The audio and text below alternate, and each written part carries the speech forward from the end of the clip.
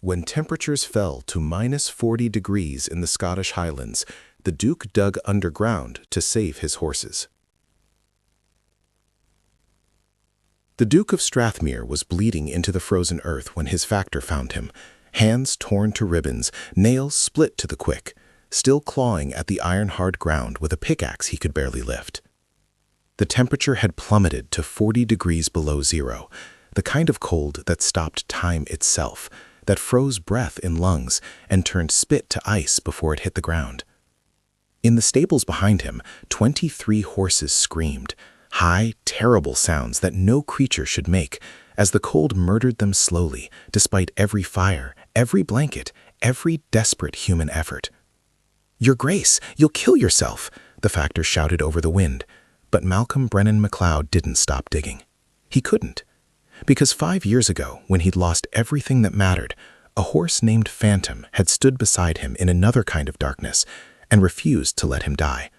And he'd be damned to hell before he let any of them freeze because he'd been too weak, too proper, too much of a gentleman to bloody his hands saving their lives. Wait, before the next confession unfolds, if this story has already stirred your heart, tell us where you're watching from. To make sure you don't miss the next betrayal, kiss, or redemption, subscribe and join our circle. The next heartbeat might change everything. Now, back to the scene. 3 days earlier, the first snow had fallen on Strathmere Castle like a benediction, soft and clean and beautiful. Malcolm had stood at his study window watching it accumulate on the ancient stones, feeling something close to peace for the first time in months. The estate was finally recovering from years of neglect under his father's increasingly erratic management. The tenants had warm cottages and full larders going into winter. The books were balanced. The future looked, if not bright, at least survivable. He should have known better. Malcolm had learned at 15, when his mother died of fever, that peace was an illusion. He'd learned it again at 22, when the woman he loved married his older brother instead. And he'd learned it most brutally at 28, when that brother, the golden heir, the beloved son, the man everyone expected to inherit, had died in a riding accident that left Malcolm with a title he'd never wanted and a castle full of ghosts. But the worst lesson had come later, in the months after he became Duke, when grief had turned to something darker, something that whispered in his ear that perhaps everyone would be better off if he simply disappeared. When he'd saddled Phantom in the dead of night and ridden out into a storm with no intention of returning. Phantom had saved him that night. The horse had refused to go where Malcolm tried to steer him, had fought every command, had dragged them both back to the stables despite Malcolm's increasingly desperate attempts to ride toward oblivion.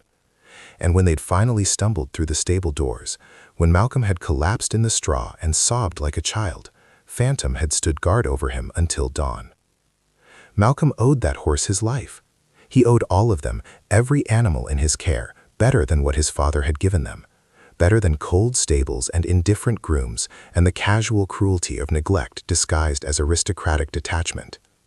So, when the temperature began to drop on the second day of snow, Malcolm paid attention.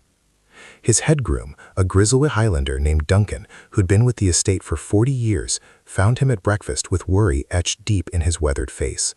"Your Grace, we need to talk about the stables." Malcolm set down his coffee. "What's wrong?" "The cold, sir. It's not natural. I've seen Highland winters my whole life, but this—" Duncan shook his head. The temperature dropped 20 degrees overnight. "If it keeps falling like this, the horses won't survive. The stables weren't built for this kind of cold." Malcolm's father had built the current stables 30 years ago, replacing the older, sturdier structures that had served the estate for generations. He'd wanted something more elegant, more befitting a duke's residence. What he'd created was beautiful and utterly impractical. High ceilings that let heat escape, thin walls that did nothing against wind, and insufficient insulation everywhere that mattered. Malcolm had plans to rebuild, but plans didn't help animals freezing now. "What do we need?" he asked immediately. "More coal for the braziers, more blankets, more hands to keep watch through the night, and prayers, Your Grace. We'll need those too." Malcolm spent that day mobilizing every resource he had. Coal was ordered from the village stores. Blankets were stripped from guest rooms. Every able-bodied person on the estate was assigned to stable duty in shifts. He personally supervised the placement of braziers, the sealing of drafts, the distribution of extra feed to help the horses generate body heat. It wasn't enough. By evening, the temperature had dropped another 15 degrees. By midnight, the wind had picked up to a howling gale that found every weakness in the stable walls and exploited it mercilessly. By dawn of the third day, when Malcolm stumbled into the stables after 2 hours of fitful sleep, he found Duncan standing in the center aisle with tears freezing on his face. "We lost 3 in the night, Your Grace. 2 more won't last the hour." Malcolm felt the words like physical blows. 3 dead, 3 horses that had depended on him for safety, for care, for life itself. And he'd failed them. "Show me," he said, his voice rough. The dead horses had been moved to an empty stall. Malcolm forced himself to look at them, to see what his inadequate preparations had cost. They died in pain, he could tell. Their bodies were rigid with cold, their eyes frozen open in expressions of suffering that would haunt him. And in their stall, Phantom paced restlessly, his breath coming in great plumes of vapor that dissipated almost before they formed. Malcolm walked to his stall, pressed his forehead against the horse's neck. Phantom was warm still, but Malcolm could feel him shivering, could sense his distress. "I won't let you die," Malcolm whispered. "I swear it. You saved me. I'll save you." "But how?" He found Duncan in the tack room, trying to warm his hands over a brazier that barely generated heat in the overwhelming cold. "How long can they last like this?" Malcolm asked. Duncan didn't insult him with false hope. "If the temperature drops much more, maybe another day, maybe less. The braziers aren't enough, Your Grace. The cold is too strong." Malcolm's mind raced. There had to be something, some solution he wasn't seeing. The old stables had been warmer. He remembered that from childhood visits. Why? "The original stables," he said suddenly. "Where were they located?" "Down by the old keep, Your Grace, built into the hillside itself." Duncan's eyes widened with understanding. The earth insulated them, kept them warm in winter, cool in summer. How much of those structures still exist? The foundations are there, mostly collapsed. Why? Malcolm was already moving toward the door, his mind crystallizing around an impossible idea. "Because we're going to dig into that hillside and create shelter the cold can't touch. We're going to build them an underground stable." Duncan stared at him. "Your Grace, the ground is frozen solid. It would take a week with proper equipment." "Then we'd better start now, because I'm not standing here watching them die when there's something we can do." "It's madness. It's hope." Malcolm grabbed his coat. "Round up every able man, bring every pickaxe, every shovel, every tool we have." "We work until it's done, or until we can't lift our arms anymore." "You can't mean to dig yourself, Your Grace. You're the Duke." "I'm a man with hands and a back and horses that need me." Malcolm's voice turned hard. "My father sat in his study giving orders while people and animals suffered. I won't be him, ever. Now, are you going to help me, or are you going to waste time telling me all the reasons it won't work?" Duncan's expression transformed from shock to something like fierce pride. "I'll get the men, Your Grace, and God help anyone who tries to stop you." Within an hour, 20 men stood at the base of the hillside where the old keep ruins crumbled into earth. Malcolm had stripped off his coat despite the murderous cold, taken up the first pickaxe, and begun to swing. The ground resisted like iron. Each impact sent shockwaves up Malcolm's arms that made his teeth ache. The first few strikes barely scratched the surface, but slowly, agonizingly, cracks began to appear. Frozen earth began to yield. The men joined him, forming a rotation so that fresh arms were always swinging. They worked in 20-minute shifts, then 10, then 5 as exhaustion set in. The cold was so intense that sweat froze on their faces, that breathing became painful, that exposed skin turned white with frostbite in minutes. Malcolm worked longer than any of them, pushing past the point where his hands bled, past the point where his vision blurred with exhaustion. He could hear the horses screaming in the stables above, could hear them dying, and he swung the pickaxe again and again and again. That was where his factor, Robert Stewart, found him 6 hours into the digging. "Your Grace, you have to stop. Look at your hands." Malcolm's hands were destroyed. The skin was torn away in places, blood mixed with ice making his grip slippery and treacherous. His shoulders screamed with every movement. His lungs burned with each breath of air so cold it felt like inhaling knives. He kept swinging. "Malcolm!" Robert grabbed the pickaxe on the backswing, forcing him to stop. "You're killing yourself." "Better me than them," Malcolm shouted, and the raw emotion in his voice made every man stop and stare. "Don't you understand? They depend on us. They can't save themselves, can't dig their own shelter, can't do anything but stand there and freeze while we fail them." "We're not failing them," Robert said firmly. "Look behind you." Malcolm turned. In 6 hours, they'd excavated an opening perhaps 8 feet deep and 12 wide, a cave carved into the hillside's frozen flank. It wasn't enough yet, but it was progress. Real, measurable progress. And standing at the edges of the excavation were more people. Tenants from the estate had come with tools, kitchen staff had arrived with hot food and drink, even some of the household servants had abandoned their posts to help. Lady Margaret Brennan, Malcolm's aunt and the castle's chatelaine, pushed through the crowd with a medical kit and an expression that brooked no argument. "Sit down," she commanded. "I'm treating those hands before you lose your fingers to frostbite." "I can't stop." "You can and you will. 10 minutes for treatment won't make a difference to the horses, but it might save your hands." She softened slightly. "Malcolm, I know what you're trying to do, and I'm proud of you for trying, but you're no good to anyone if you work yourself to death." He wanted to argue, but the adrenaline was fading and pain was crashing over him in waves. He sat heavily on a pile of excavated earth and let Margaret work on his hands. She cleaned them with snow, applied salve that burned like fire, and wrapped them in bandages torn from her own petticoats. "When your mother died," Margaret said quietly as she worked, "you were just a boy, but you tried to dig her grave yourself. Do you remember?" Malcolm did remember. He'd been 15 and mad with grief, convinced that if he could just do this one thing, if he could just give her this final gift, then somehow it would mean something. "Your father stopped you," Margaret continued, "said it was beneath the gentleman's dignity to dig in the dirt like a common laborer. I've always wondered if that was the moment you stopped trusting him." "It was one of many moments," Malcolm said roughly. "Well, I'm not your father, and what you're doing here isn't beneath anyone's dignity. It's the most dignified thing I've ever seen."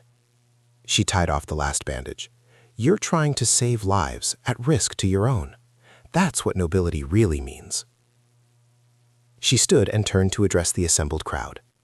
"My nephew is attempting something that many would call impossible. He's trying to dig shelter into frozen ground to save animals from dying in this cursed cold. Some of you are probably thinking he's mad." Nods from several people. "He probably is," Margaret agreed, "but he's also right. Those horses have served this estate faithfully for years. They've carried us, worked for us, given us their strength and trust. And now they're dying because we built them pretty stables that can't protect them from real Highland weather." Her voice rang with conviction. "So we're going to help this mad duke dig his impossible tunnel. And we're going to succeed. Because that's what we do in the Highlands. We survive the impossible." A cheer went up from the crowd, rough and fierce. Fresh workers took up tools and attacked the frozen earth with renewed energy. Malcolm stood, testing his bandaged hands, and found that while they hurt abominably, he could still grip a pickaxe. He was reaching for one when a small voice stopped him. "Your Grace?" A boy of perhaps 10 stood before him, dirty-faced and wide-eyed. Malcolm recognized him as Jamie, son of one of the tenant farmers. "Yes, Jamie?" "My dad says you're digging this to save the horses. Is that true?" "It is." "Even though you're a duke? Even though you could just buy new horses after?" The question was innocent, but it cut deep. Yes, Malcolm could replace horses, but these weren't interchangeable commodities. They were individuals, each with their own personality, their own history. Phantom had saved his life. Tempest was Duncan's favorite mount. Lady's Maid had been his mother's horse, kept all these years in her memory. Jamie, when something is under your protection, whether it's a horse or a person or anything else, you don't abandon it just because saving it is hard. You do whatever you must. Malcolm crouched down to the boy's level. "Those horses trusted us to keep them safe. That trust matters more than money or comfort or dignity. Do you understand?" Jamie nodded slowly. Then he picked up a small shovel and walked toward the excavation. "Then I'll help too." And he did. They all did. Through the afternoon and into the evening, the work continued. The excavation grew deeper, wider. They hit stone and chipped through it. They hit harder frozen earth and attacked it with fire and picks. Slowly, impossibly, a genuine underground space began to emerge. Malcolm worked until he literally couldn't lift his arms anymore. Then he supervised, directed, encouraged. He held lanterns for workers in the deepening darkness. He carried away rubble. He did whatever was needed, never stopping, never resting for more than a few minutes at a time. By midnight, they'd created a space large enough to shelter perhaps 10 horses. It wasn't enough, not for all 23 animals, but it was a start. More importantly, the temperature inside the excavation was noticeably warmer than outside. The earth itself was providing insulation, just as Duncan had said it would. "We need to expand it," Malcolm said, studying the space with exhausted eyes. "Another 20 feet at least." "Your Grace, the men can barely stand," Robert protested. "We need rest." A high scream from the stables cut him off, then another, then a third. Malcolm was running before he knew he'd moved, his exhausted legs stumbling over frozen ground. He burst into the stables to find Duncan kneeling beside a fallen horse, tears streaming down his face. "She just went down," Duncan said brokenly. "Lady's maid just collapsed." Malcolm's mother's horse, the gentle mare who'd carried her through the Highlands for 15 years, who'd been kept after her death as a living memorial. She lay on her side now, breath coming in shallow gasps, eyes glazed with suffering. "No," Malcolm whispered. He dropped to his knees beside her, placed his bandaged hands on her neck. She was cold, too cold. Her heartbeat was erratic, fading. "No, not you. Please, not you." But horses couldn't wait for impossible excavations to be completed. Lady's maid died in Malcolm's arms 10 minutes later, her suffering finally ended by cold that no fire could defeat. Malcolm knelt there in the straw for a long time after, holding a dead horse and crying for the first time since his brother's funeral. He cried for Lady's maid, for the other dead horses, for his mother who'd loved this mare, for every failure and inadequacy he'd ever felt. And then, slowly, he stopped crying, because grief was a luxury he couldn't afford, not while horses still lived, not while there was still work to do. He stood, gently closed Lady's maid's eyes, and turned to Duncan. His voice, when he spoke, was absolutely steady. "How many left?" 19, Your Grace, but 4 more are failing fast. "Then we move them now, tonight. The excavation isn't finished, but it's better than this." Malcolm strode toward the door. "Get blankets. Get every person who can walk. We're moving every horse that can stand down to the excavation, and we're not stopping until they're all safe. Your Grace." "Now, Duncan. We're out of time." What followed was chaos barely contained by desperate determination. 19 horses, some healthy, some barely able to stand, had to be led through howling wind and murderous cold to a half-finished excavation in the hillside. Malcolm took Phantom himself, leading the big horse carefully over treacherous ice while whispering constant encouragement. Phantom was shivering badly, his strength clearly fading. But when Malcolm urged him toward the excavation entrance, the horse balked. "It's safe," Malcolm said, pulling gently. "I promise, it's safe." But Phantom wouldn't move. He planted his feet and refused, ears flat, eyes showing white. "Please," Malcolm begged, and he wasn't ashamed of the desperation in his voice. "Please, Phantom, you saved me once. Let me save you now." The horse looked at him, really looked, in that way animals sometimes do that suggests intelligence beyond words, and then slowly, carefully, followed Malcolm into the excavation. The temperature difference was immediately noticeable. While still cold, it was perhaps 20 degrees warmer than outside. The earth absorbed the worst of the wind. And as more horses were brought in, their combined body heat began to raise the temperature further. They couldn't all fit, the space wasn't large enough, but they got 15 horses inside, packed close together, layered with every blanket they had. The remaining 4, the healthiest ones, were left in the stable, with every brazier concentrated in their area. Malcolm stayed with the horses in the excavation, unable to leave them, needing to see that they would survive. He sat against the dirt wall with Phantom's head in his lap, stroking the horse's face, willing his own warmth into the shivering animal. Margaret brought him food he couldn't eat and whiskey he couldn't taste. Other people came and went, checking on horses, adjusting blankets, tending small fires, but Malcolm barely registered them. His entire world had narrowed to this: cold earth, warm animals, and the fragile hope that this desperate gamble would work. Somewhere around 3 in the morning, Phantom stopped shivering. Malcolm's first thought was terror, that the horse had died, but then he realized Phantom was warm. Actually warm. The excavation, packed with horses and insulated by earth, had become warm enough that the shivering had stopped. Other horses showed similar improvement. Their breathing steadied, their eyes cleared. The terror that had gripped them began to ease. It was working. Malcolm leaned his head back against the dirt wall and allowed himself, for the first time in days, to feel something like relief. Dawn came eventually, pale light filtering into the excavation entrance. Malcolm woke from a doze he didn't remember falling into, to find Duncan standing over him with an expression of wonder. "Your Grace, all 15 made it through the night. They're going to survive." Malcolm looked around the excavation. The horses stood quietly, most of them dozing, their breath no longer forming clouds in the warmer air. They looked tired, thin, stressed, but alive, gloriously, impossibly alive. And the 4 in the stable? Still hanging on.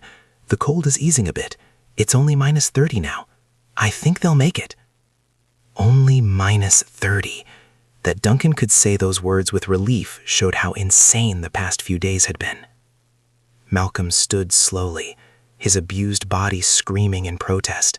He was filthy, exhausted, starving, and his hands throbbed with pain that made his vision blur. But they'd done it. They'd saved the horses. He walked among them, touching each one, checking their condition. Some would need careful nursing in the coming days. Several had frostbite on their ears or muzzles, but they were alive, and that was everything. When he reached Phantom, the horse nickered softly and pushed his nose against Malcolm's chest. Malcolm wrapped his arms around the horse's neck and just held on, feeling the steady breathing, the strong heartbeat, the warmth of life preserved. "We're even now," he whispered. "You saved me, I saved you. We're even." But even as he said it, Malcolm knew it wasn't true. You didn't save a life to balance accounts. You saved a life because it mattered, because the alternative was unthinkable, because sometimes the only thing standing between a creature and death was your willingness to dig through frozen earth with bloody hands. He emerged from the excavation into full daylight to find what looked like half the county assembled outside. Word had spread, apparently, about the Mad Duke digging into a hillside to save his horses. People had come to watch, to help, to witness this spectacle. And they burst into cheers when Malcolm appeared. He stood there, blinking in confusion, as the applause rolled over him. These people were cheering for him? Why? Robert pushed through the crowd and gripped Malcolm's shoulder. "Do you have any idea what you've done, Your Grace? Saved some horses? You've given them hope." Robert gestured to the assembled crowd. "These people have watched nobles all their lives, rich men who wouldn't dirty their hands, who saw animals and servants as property, who cared more about appearance than substance. And then you, a duke, nearly killed yourself digging in frozen earth to save horses. You showed them that nobility isn't about birth or wealth. It's about character." Malcolm shook his head. "I just did what had to be done." "Exactly, and that's why they're cheering." Margaret appeared at his elbow with an expression that was equal parts pride and exasperation. "Come inside. You need food, a bath, proper medical attention, and about 3 days of sleep. The horses need you alive and functional, not dead from exhaustion and infection." She softened her tone. "Duncan and the others will watch them. You've done your part. Now let someone take care of you." Malcolm wanted to argue, but he could barely stand. He let Margaret lead him back to the castle, through corridors that seemed both familiar and strange after days outside. She guided him to his chambers, where a bath had already been prepared. "Strip," she ordered. "I'll send for the doctor to look at your hands once you're clean." Malcolm obeyed mechanically, too tired to protest. He sank into the hot water and felt his abused body begin to thaw. The water turned red almost immediately from his wounded hands, and the heat made every injury scream with renewed pain. But he was alive. The horses were alive, and that was all that mattered. He must have dozed in the bath because the next thing he knew, Margaret was shaking his shoulder and the water had gone cold. "Out. Now. Before you freeze again." The doctor, a practical man named Harrison who'd served the estate for 30 years, examined Malcolm's hands with pursed lips. "You're lucky you didn't lose fingers," he said bluntly. "As it is, you'll have scars for life, and the wounds will need careful tending to prevent infection." "What possessed you to destroy your hands like this?" "The horses were dying." "And that justified this?" Harrison gestured to the ruined flesh. Malcolm met his eyes steadily. "Yes." Harrison stared at him for a long moment, then nodded slowly. "Your father would have let them die and bought new ones. You're nothing like him, are you?" "I try not to be." "Good." "He was a bastard." Harrison began applying ointment that burned like fire. "Your mother would be proud of what you did. She loved those horses more than she loved most people." The mention of his mother brought fresh grief, but also a strange comfort. Yes, she would have approved. She'd been the one who taught him to see animals as individuals, as creatures worthy of care and respect. When Harrison left, Malcolm collapsed into bed, intending to sleep for days. But his mind wouldn't quiet. He kept seeing Lady's maid dying in his arms, kept hearing the screams of horses in pain, kept reliving every moment of those terrible days. He'd saved most of them, but not all, and the ones he'd lost felt like personal failures. A knock at the door interrupted his spiraling thoughts. "Enter," he called wearily. A woman he didn't recognize stepped into the room. She was perhaps 30, plainly dressed, with intelligent eyes and an air of quiet competence. "Forgive the intrusion, Your Grace. I'm Helen Morrison. I'm a veterinarian from Edinburgh." Malcolm sat up, ignoring his body's protests. "A veterinarian? I didn't know there were any in Scotland." "There aren't many. I trained at the Royal Veterinary College in London." She smiled slightly. "I heard about what happened here. The cold, your excavation, your efforts to save the horses. I came to offer my services." "That's very kind, but I can't pay." "I'm not asking for payment. I want to examine your horses, ensure they're recovering properly, and provide advice for their ongoing care." She paused. "And, if I'm honest, I want to meet the Duke who was willing to bleed into frozen earth for his animals. That kind of dedication is rare among men of your station." Malcolm felt heat rise in his face. "I'm not sure I deserve such praise. Several horses died." "Several horses lived who would have died without your intervention," Helen corrected firmly. "I've examined the stables. They're beautiful but completely inadequate for Highland winters. The fact that any horses survived the cold is miraculous. The fact that most of them survived because you created underground shelter in frozen ground is beyond miraculous. It's heroic." "It was necessary." "It was both." Helen moved closer. "Your Grace, may I speak frankly?" "Please." "What you did these past days will become legend." Already, people are talking about the Duke who chose his horses over his dignity, who worked beside his servants as an equal, who wouldn't accept defeat even when defeat seemed certain. You've changed how people see the nobility, or at least how they see you. She met his eyes. Use that. Use the goodwill you've built to make real changes. Rebuild those stables properly. Create standards for animal care on the estate. Show other nobles that caring for the creatures in their charge isn't weakness, it's strength.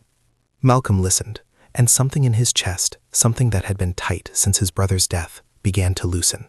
He'd spent so long feeling inadequate, feeling like he was failing at being a duke, that he hadn't stopped to consider he might be succeeding at being something more important, a decent human being. "I'll do it," he said. "Will you help me? I'll need expert guidance." "I thought you'd never ask," Helen smiled. "Now, let's discuss your horse's recovery plan." They spent the next hour talking. Helen had examined all 19 surviving horses and gave detailed reports on each one's condition. Most would recover fully with proper care. A few needed specialized treatment. All needed better shelter for the remainder of winter. "The excavation is brilliant, but temporary," Helen said. "You need permanent underground stabling, properly designed and constructed. I know an engineer in Edinburgh who specializes in unconventional structures. I can put you in touch." "Do it. Cost is no object." "And the existing stables?" "Will be torn down come spring. I'll build new ones, properly insulated, properly designed, with animal welfare as the first priority instead of an afterthought." Helen nodded approvingly. "Your horses are lucky to have you, Your Grace." "I'm lucky to have them," Malcolm corrected. "One of them saved my life once. The least I can do is return the favor." "Oh, which one?" Malcolm told her about Phantom, about that terrible night when grief had driven him to seek oblivion, about the horse who'd refused to let him die. Helen listened without judgment, and when he finished, she said simply, "Animals often see things in us that we can't see in ourselves. They know when we're worth saving." The words struck deep, settling into places in Malcolm's heart that had been hollow for years. Over the following weeks, Malcolm threw himself into recovery, both his own and his horse's. His hands healed slowly, the wounds becoming scars that would always remind him of what he'd fought for. The horses regained their strength, their coats became glossy again, their spirits lifted. The excavation was expanded and properly reinforced with timber, becoming a genuine underground stable that could house all the horses comfortably. Malcolm worked alongside the construction crews, learning, planning, ensuring every detail served the animals' needs. He also began making broader changes to the estate.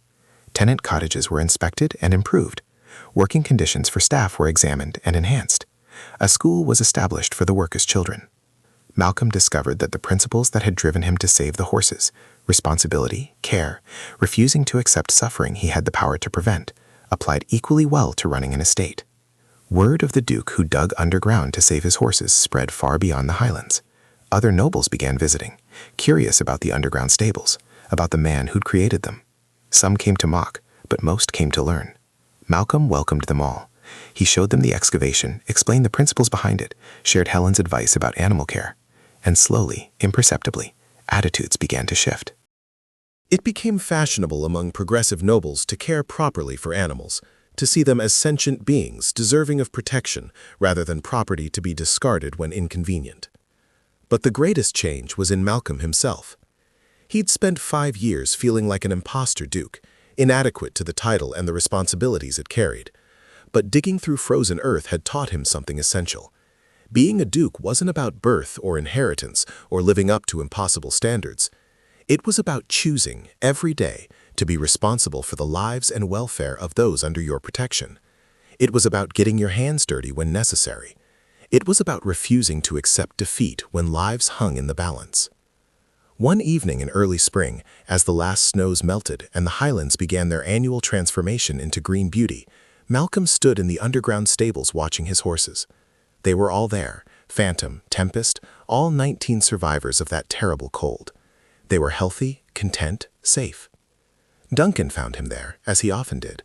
The old groom had become something more than an employee. He'd become a friend, bonded by shared trauma and shared triumph. "Beautiful sight, isn't it, Your Grace?" Duncan said quietly. "The most beautiful thing I've ever seen," Malcolm agreed. "Life preserved, health restored, hope maintained. You did that. We did that, all of us together." Duncan smiled. "Your father would have thought us all mad." "My father thought a lot of things that were wrong." Malcolm turned to face the old groom. "Duncan, I want you to know something. When I was in that dark place, when I rode out planning never to come back, it was Phantom who saved me, but it was also you and Margaret, and all the good people on this estate who gave me reasons to keep trying. The horses were dying and I couldn't let them, not because they're valuable property, but because they're part of us. Part of what makes this place home." Duncan's eyes glistened. We're proud to serve you, Your Grace. All of us. You're nothing like your father or your brother. You're better." Malcolm felt his throat tighten. His brother, golden, beloved James, had been everything Malcolm wasn't. Confident, charismatic, born to lead. Malcolm had spent his whole life in James's shadow, and when James died, Malcolm had been certain he could never fill the space his brother left. But maybe that was the wrong way to think about it. Maybe he wasn't supposed to be James. Maybe he was supposed to be himself. Flawed, uncertain, but willing to bleed for the things he loved. "Thank you," Malcolm said simply, "for everything." They stood together in companionable silence, watching horses doze in the warm underground stable that had been born from desperation and faith and frozen earth yielding to bloody determination. Spring brought more changes. The new above-ground stables began construction, designed by Helen's engineer friend with input from Helen herself. They would be beautiful, yes, but also functional, properly insulated, well-ventilated, designed around the animals' needs. Malcolm also began working with other Highland estates, sharing what he'd learned, helping them improve their animal care. It became a passion project, a way to transform his personal ordeal into something that benefited creatures far beyond Strathmere's boundaries.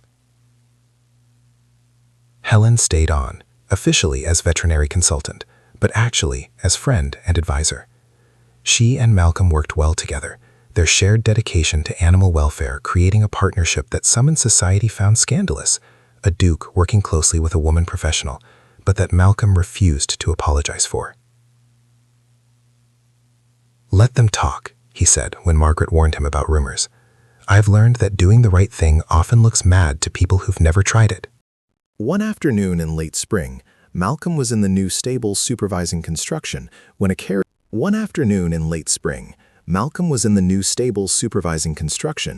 carriage arrived bearing an unexpected visitor, the Duke of Rothesay, one of Scotland's most powerful nobles and a man Malcolm barely knew.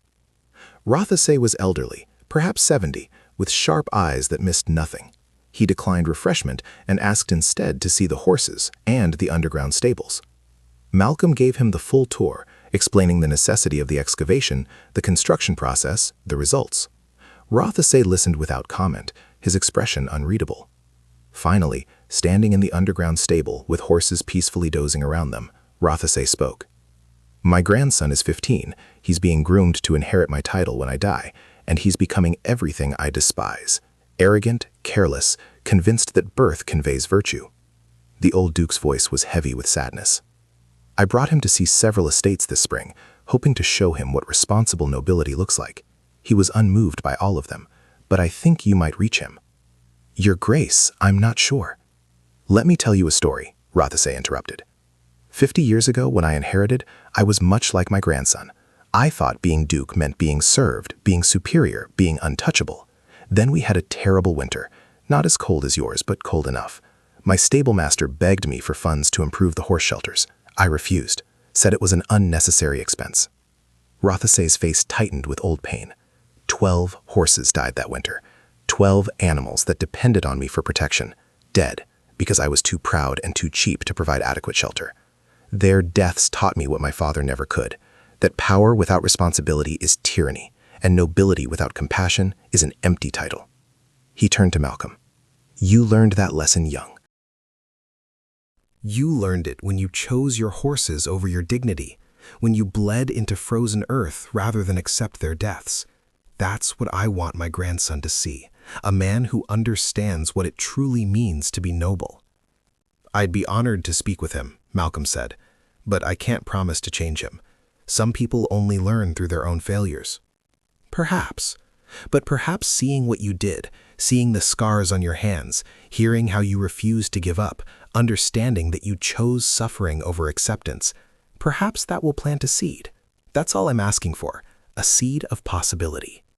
Malcolm agreed, and 2 days later found himself hosting young Lord Rothesay, a tall, sullen 15-year-old who clearly resented being dragged to some provincial estate to meet a duke he'd never heard of.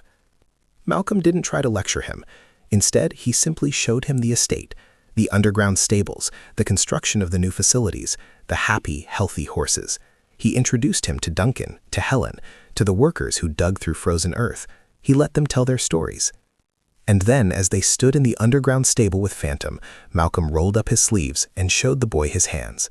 The scars were vivid still, white lines against tanned skin, permanent reminders of torn flesh and frozen blood. "These are from digging," Malcolm said quietly, "from 20 hours straight of attacking frozen ground with pickaxes and shovels, and sometimes bare hands when the tools broke. I destroyed my hands doing this. I still don't have full feeling in 2 fingers." Young Rothsay stared at the scars with something like horror. "Why would you do that? You're a duke. You could have just ordered others to dig." "I did order others to dig, and they did, bravely, heroically, past the point of exhaustion. But I couldn't ask them to do something I wasn't willing to do myself." Malcolm met the boy's eyes. "Being duke means you have power." But power means nothing if you don't use it to protect those who depend on you. These horses couldn't save themselves. My people needed leadership, not orders from a warm study. So I dug, and I'd do it again without hesitation. But you're noble. Being noble isn't about birth or blood. It's about choices, about character, about being willing to suffer for the things you're responsible for. Malcolm gestured around the underground stable. Every horse in here lived because people chose to fight for them, not because it was easy or comfortable or dignified, but because it was right. Young Rothsay was quiet for a long time, staring at Malcolm's scarred hands, at the horses, at the earth walls that had been carved through frozen ground by desperate determination. "My grandfather lost horses in a cold winter," he said finally. "He's never forgotten it, never forgiven himself." "Good," Malcolm said. "That means he has a conscience. That means he learned. That's all any of us can do. Learn from our failures and choose to do better." "Will you teach me?" The question came out awkwardly, as if young Rothsay wasn't used to asking for anything. "About caring for animals, about being responsible, about being the kind of duke you are." Malcolm smiled. "I'm hardly an expert, but yes, I'll share what I know. Though I warn you, it involves a lot of hard work and dirty hands." "I don't mind getting dirty," young Rothsay said with surprising firmness. "Not if it means I never have to feel what my grandfather felt, knowing animals died because of my negligence." And so began an unexpected mentorship. Young Rothsay visited Strathmere regularly through the summer, learning animal care from Helen, estate management from Robert, and philosophy from Malcolm. He was smart, eager to learn, and slowly shed his aristocratic arrogance for something more genuine.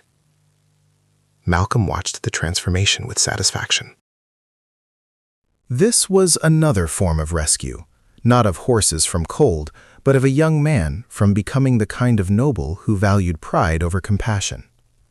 As summer deepened and the Highland countryside burst into full beauty, Malcolm found himself reflecting on how much had changed in just a few months.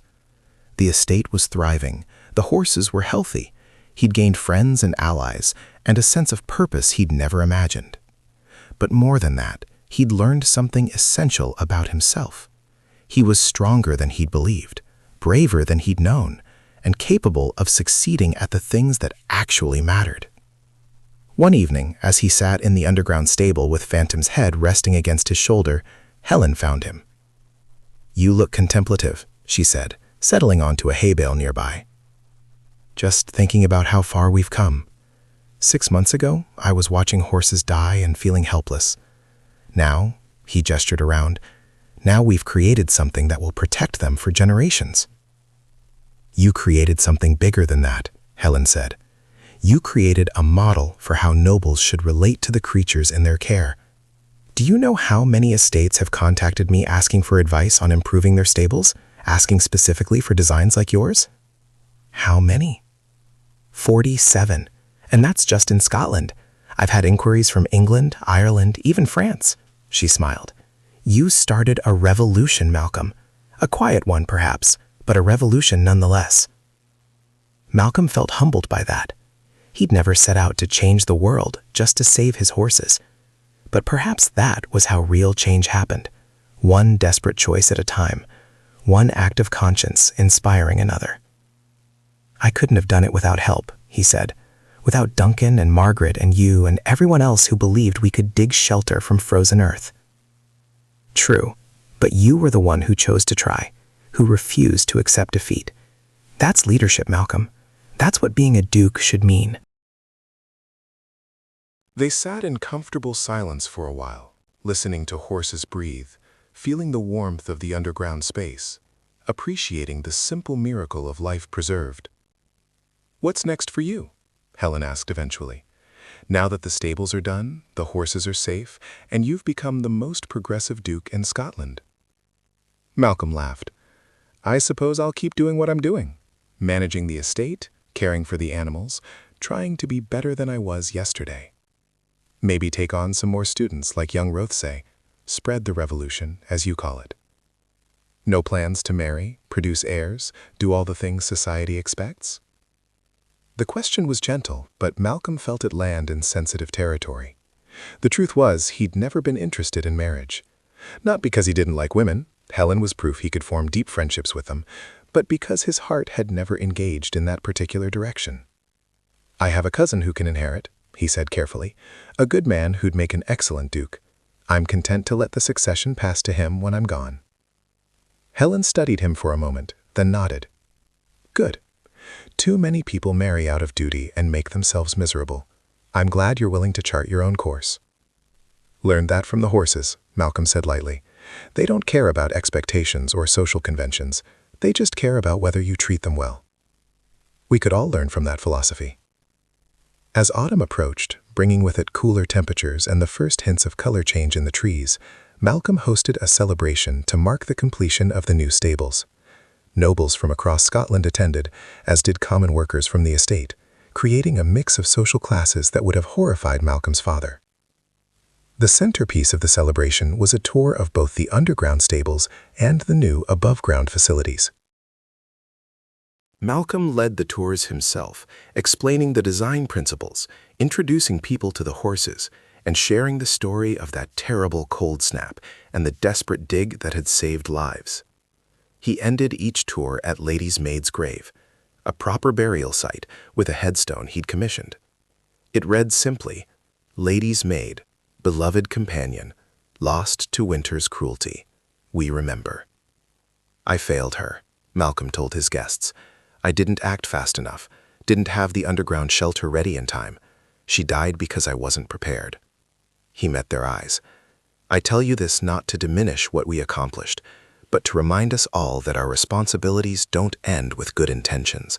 We must be ready, must be vigilant, must always be asking ourselves if we're doing enough to protect those who depend on us." The words resonated. Malcolm saw people nodding, saw understanding dawn in faces that had never considered animals as anything more than property. Later, during the feast that followed, Duke Rothsay approached with his grandson in tow. Young Rothsay had filled out over the summer, his sullen expression replaced by something more thoughtful and engaged. "Your Grace," the elder Rothsay said formally, "my grandson has something to say to you." Young Rothsay stepped forward. "I want to thank you, Duke MacLeod, for showing me what it means to be truly noble, for teaching me that power is a responsibility, not a privilege, and for proving that sometimes the most important thing a duke can do is get his hands dirty saving creatures who can't save themselves." He paused, then added, "When I inherit, I want to be the kind of duke you are, the kind who digs through frozen earth if that's what's needed, the kind who puts lives before pride." Malcolm felt his throat tighten with emotion. "That's all any of us can aspire to," he said. "Thank you for trusting me to guide you. I'm proud of the man you're becoming." The celebration lasted into the evening, with music and dancing and a warmth that had nothing to do with the fire's burning embrasures. Malcolm moved through the crowd, accepting congratulations and gratitude. The celebration lasted into the evening, with music and dancing and a warmth that had nothing to do with the fire's burning embrasures. Malcolm moved through the crowd, accepting congratulations and gratitude, but also deflecting praise to Duncan, Helen, Margaret, and the countless others who'd made this transformation possible. As night fell and the party began to wind down, Malcolm found himself back in the underground stable with Phantom. The horse was drowsing, content and safe, and Malcolm leaned against his warm bulk, feeling a peace he'd never expected to find. "We made it," he whispered to the horse. "Both of us. You saved me from darkness, and I saved you from cold. And now we're here, alive, healthy, surrounded by good people, doing good work." Phantom huffed softly, not waking, and Malcolm smiled. He thought about the journey that had brought him to this moment: his mother's death, his unrequited love for his brother's wife, James's tragic accident, his own dark night of contemplated suicide. Every tragedy, every failure, every moment of pain had led to this. Had led to a Duke who understood suffering enough to fight against it, who knew what it meant to want death and therefore would never casually accept any creature's suffering, who had learned through hard-won experience that nobility wasn't about birth, it was about choosing every day to be responsible for those under your protection. The scars on his hands throbbed slightly in the cool underground air, permanent reminders of the night he dug through frozen earth to save lives he valued more than comfort or dignity. They were beautiful scars, Malcolm had decided, proof that he'd fought for something that mattered, evidence that when the choice came between watching innocents die and destroying himself trying to save them, he'd chosen to fight. His father would have been ashamed, his brother might have been puzzled, but his mother, his gentle, horse-loving mother, would have understood. Would have been proud. And in the end, that was enough. Malcolm stayed in the underground stable until well past midnight, surrounded by the soft breathing of rescued horses, wrapped in the warmth of earth that had yielded to desperate determination, feeling more at peace than he'd ever felt in his life. When he finally emerged into the cool autumn night, stars blazed overhead with fierce beauty. The castle rose before him, ancient and solid, and home. And somewhere in those halls, Margaret was probably waiting to scold him for staying up too late and not taking care of himself. Malcolm smiled. Let her scold. He'd earned it.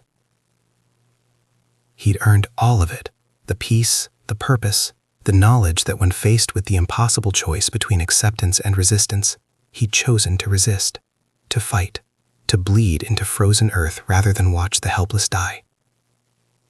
And he'd won. Not because he was smarter or stronger or more capable than his father or brother, but because he'd cared enough to try, to fail, to keep trying anyway until impossible became merely difficult and difficult became achievable. The horses were safe. The estate was thriving. Young nobles were learning new ways of thinking about responsibility and care. And Malcolm, broken, inadequate, unexpected Duke Malcolm, had found his purpose in the most unlikely of places: frozen earth, desperate nights, and the simple truth that sometimes love means destroying yourself to save what you cannot bear to lose. He walked toward the castle, his scarred hands tucked in his pockets, his heart lighter than it had been in years.